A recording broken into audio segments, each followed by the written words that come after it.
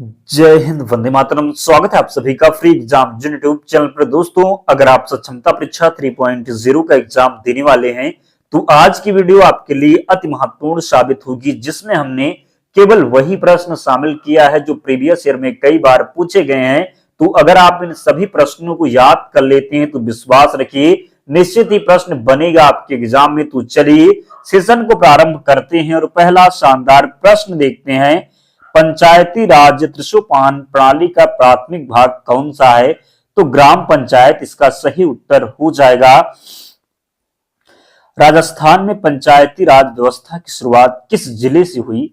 तो नागौर से हुई। किससे हुई? तो नागौर से हुई। कई बार प्रश्न बना है। बलवंत राय मेहता समिति का गठन किस वर्ष किया गया? 1957 में। ग्राम पंचायतों की आय का स्रोत कौन सा है? तो मेला और बाजार कर।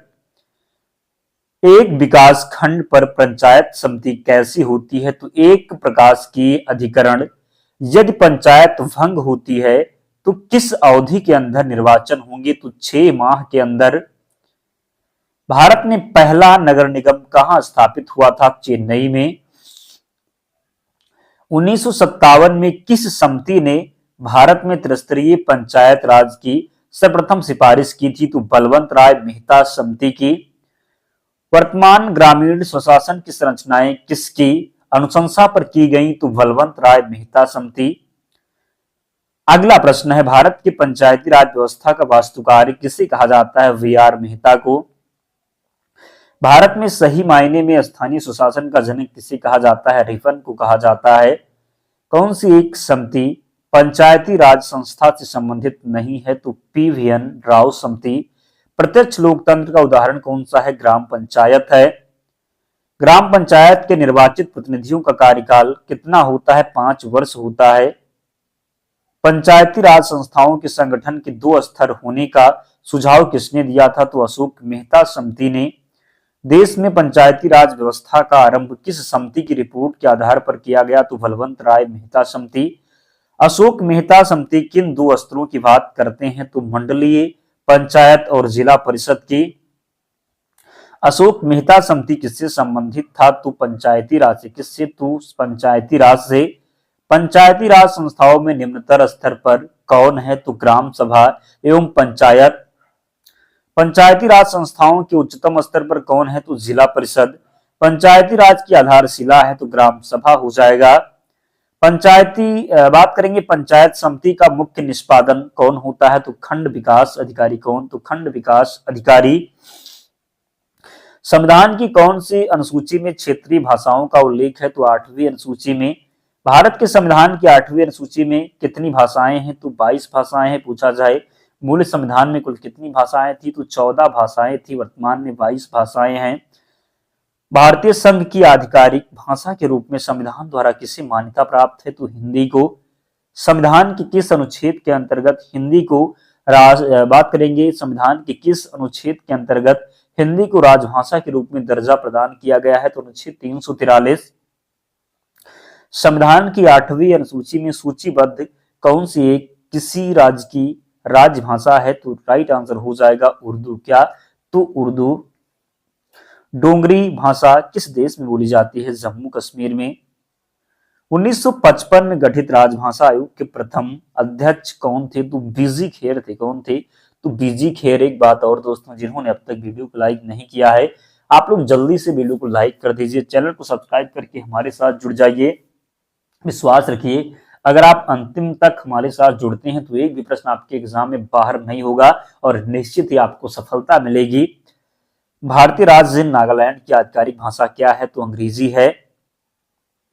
भारतीय संविधान की 8वीं अनुसूची में कौन सी भाषा वर्ष 2003 में जोड़ी गई? तो संथाली।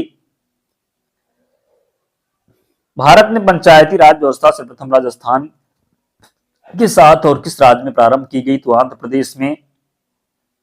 लोकतांत्रिक विकेंद्रीकरण का सुझाव किसने दिया? तो बलवंत राय मेहता द्वारा। बलवंत राय मेहता समिति ने किसको अधिक शक्तिशाली बनाने का सुझाव दिया? तो पंचायत समिति को। राज्य विधानसभा का गठन संविधान के किस अनुच्छेद के तहत किया जाता है? तो अनुच्छेद 170। भारत की किसी राज्य की विधानसभा में अधिकतम कितने सदस्य हो सकते हैं? तो 500। किसी राज्य विधानसभा के सदस्यों की न्यूनतम संख्या कितनी हो सकती है? 60। कहां विधानसभा अस्तित्व में नहीं है? तो लक्षद्वीप में। उस राज्य का नाम बताइए जहां विधानसभा एवं मंत्रिपरिषद है? तो पुडुचेरी। भारत के किन किन संघ शासित क्षेत्रों में विधानसभा अस्तित्व में है? तो दिल्ली एवं पुडुचेरी। किस राज्य विधानसभा में सदस्यों की अधिकतम संख्या है? तो पश्चिम बंगाल। उत्तराखंड उच्च न्यायालय की स्थापना कहाँ की गई? तो नैनीताल में। केरल उच्च न्यायालय की स्थापना बात करेंगे केरल उच्च न्यायालय कहाँ स्थित है? तो एर्नाकुलम में। मध्य प्रदेश उच्च न्यायालय कहाँ स्थित है? जबलपुर में स्थित है मध्य प्रदेश उच्च न्यायालय। झारखंड उच्च न्यायालय की स्थापना की गई? तो रांची में। पटना उच्च न्यायालय की स्थापना कब हुई? तो 1916 में। भारत का सबसे बड़ा उच्च न्यायालय कौन सा है? तो इलाहाबाद उच्च न्यायालय हो जाएगा। उच्च न्यायालय के क्षेत्राधिकार को घटाने या बढ़ाने का अधिकार किसे है? तो संसद को है। उच्च न्यायालय के न्यायाधीशों की नियुक्ति कौन करता है? राष्ट्रपति करता है। उच्च न्यायालय के मुख्य न्यायमूर्ति और अन्य न्यायाधीश कितनी आयु तक पद पर बने रहते हैं? 62 वर्ष। फरवरी 1928 में आयोजित सर्वदलीय सम्मेलन के अध्यक्ष कौन थे? तो M.A. अंसारी। महात्मा गांधी ने भारत ने अपना पहला जन भाषण कहां दिया? तो वाराणसी में। किसने 1946 के कैबिनेट मिशन का नेतृत्व किया था? तो सर पैथिंग लॉरेंस ने। किसने 1946 के कैबिनेट मिशन का नेतृत्व किया? तो सर पैथिंग लॉरेंस ने। मुस्लिम लीग ने मुक्ति दिवस कब मनाया? तो 1939 में। 1937 के चुनाव में कांग्रेस द्वारा बहुमत प्राप्त प्रांतों की संख्या कितनी थी? तो 60। वर्ष 1946 में। कब? तो वर्ष 1946 में गठित अंतरिम कैबिनेट की अध्यक्षता किसने की? तो जवाहरलाल नेहरू ने। भारत छोड़ो आंदोलन कब प्रारंभ हुआ? 15 अगस्त 1942 को। सूरत की फूट के बाद कांग्रेस किसके हाथ में आ गई? तो नरम दल वालों के। राजनीतिक स्वतंत्रता राष्ट्र की प्राणवायु है या कथन किसका है? तो राजनीतिक स्वतंत्रता राष्ट्र की प्राणवायु है या कथन अरविंद घोष का है। राष्ट्रीय शोक दिवस कब मनाया गया था? तो बंगाल विभाजन लागू होने के दिन। श्रीमती एनी बेसेंट कांग्रेस की अध्यक्ष कब निर्वाचित हुई? तो कोलकाता अधिवेशन 1917 में। किसने कहा था तिलक भारतीय शांति के जनक हैं? तो वी चिरोल ने। हार्डिंग ने बंगाल विभाजन किस वर्ष रद्द किया? तो 1911 में। वर्ष 1916 में मुस्लिम लीग और कांग्रेस के बीच किसने समझौता कराया था? तो एनी बेसेंट ने। 1904 में क्रांतिकारी संगठन अभिनव भारत संगठित किया गया था महाराष्ट्र में। होम रूल लीग की शुरुआत किसने की थी? बाल गंगाधर तिलक ने। गोपाल कृष्ण गोखले ने किस वर्ष में भारतीय सेवा मंडल की स्थापना की? तो 1905 में। भारत में करजन के प्रशासन की तुलना औरंगजेब से किसने की? गोपाल कृष्ण गोखले ने। राजा जनता के लिए बने हैं, जनता राजा के लिए नहीं बनी। राष्ट्रीय आंदोलन के दौरान यह किसने कहा? तो दादा भाई नौरोजी ने। भारतीय राष्ट्रीय आंदोलन के 1905 से 1917 की अवधि को क्या कहा जाता है? उग्रवादी चरण कहा जाता है। भारतीय राष्ट्रीय कांग्रेस की सबसे पहली महिला अध्यक्ष कौन थी? तो एनी बेसेंट थी। गदर पार्टी के प्रमुख नेता कौन थे? हरदयाल। पूछा जाए गदर पार्टी की स्थापना कब हुई? तो 1913 में। कब? तो 1913 में। स्वराज मेरा जन्मसिद्ध अधिकार है और मैं उसे लेकर रहूंगा, या किसने कहा था? बाल गंगाधर तिलक ने। बाल गंगाधर तिलक द्वारा शुरू की गई साप्ताहिक पत्रिका कौन सी थी? केसरी। आधुनिक भारत का प्रथम राष्ट्रवादी कवि किसे माना जाता है? डेरोजियो को। किस धर्म सुधारक की मृत्यु ग्रेट ब्रिटेन के ब्रिस्टल में हुई? राजा राम मोहन राय। पश्चिमी भारत में सांस्कृतिक पुनर्जागरण का अग्रदूत किसे कहा जाता है? एमजी रानाडे को। रामकृष्ण परमहंस का मूल नाम क्या था? गदाधर चट्टोपाध्याय। रामकृष्ण परमहंस का जन्मस्थान कहाँ है? हुगली जिला कमरपुकुर गांव में। 1873 में सत्यशोधक समाज की स्थापना किसने की? ज्योतिबा फूले ने। सत्यार्थ प्रकाश पुस्तक के लेखक कौन है? दयानंद सरस्वती। भारत में दास प्रथा कब अवैध घोषित किया गया? तो 1843 में। किस सिख गुरु ने फारसी में जफरनामा लिखा था? तो गुरु गोविंद सिंह ने। किस सिख गुरु ने गुरु नानक की जीवनी लिखी थी? गुरु अर्जुन देव ने। सिखों के सैन संप्रदाय खालसा पंथ का प्रवर्तन किसने किया? तो गोविंद सिंह ने। 1757 में सिराजुद्दौला किसके द्वारा पराजित किया गया? तो क्लाइव के द्वारा। हड़प नीति के अंतर्गत कौन से भारतीय राज्य में शामिल किए गए थे? तो झांसी, नागपुर व सतारा। मुगल सम्राट औरंगजेब कौन सा वाद्य यंत्र बजाते थे? बीड़ा। वह प्रसिद्ध जैन आचार्य कौन थे जिनको अकबर ने बहुत सम्मानित किया? तो हरि विजय सूरी ने। शाहजहां के मुगल काल में बात करेंगे, शाहजहां के काल में कौन यूरोपीय यात्री भारत आया तो पीटर मुंडी था कौन? तो शाहजहां के काल में कौन यूरोपीय यात्री भारत आया? पीटर मुंडी। बाबर ने सर्वप्रथम बादशाह की पदवी कहां धारण की? तो काबुल में। कहां पर? तो काबुल में।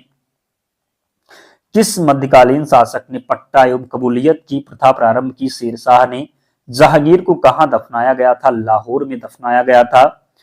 कृष्ण भक्ति का प्रथम और प्रधान ग्रंथ कौन सा है? तो श्रीमद् भगवत गीता। ऋग्वेद में संपत्ति का प्रमुख रूप क्या है? गोधन है। क्या है? तो गोधन है।